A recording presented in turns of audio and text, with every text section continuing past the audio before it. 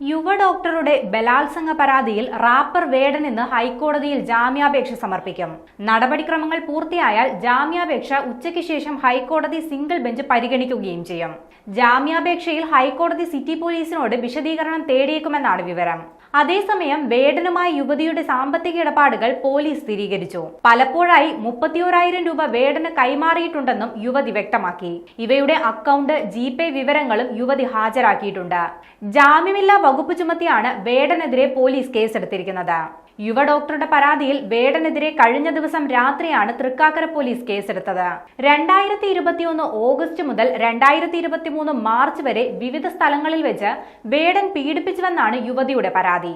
വിവാഹ വാഗ്ദാനം നൽകി പലയിടങ്ങളിൽ വെച്ച് പീഡിപ്പിച്ചുവെന്നും പിന്നീട് ബന്ധത്തിൽ നിന്നും വേടൻ പിന്മാറിയെന്നുമാണ് യുവ ഡോക്ടർ മൊഴി നൽകിയിരിക്കുന്നത്. 5 തവണ പീഡനം നടന്നെന്നും കോഴിക്കോടും കൊച്ചിയിലും ഏലൂരിലും വെച്ച് പീഡിപ്പിച്ചെന്നുമാണ് യുവതിയുടെ മൊഴി. ലഹരിമരുന്ന് ഉപയോഗിച്ചതിന് ശേഷം പീഡിപ്പിച്ചെന്നും യുവതി മൊഴി നൽകിയിട്ടുണ്ട്.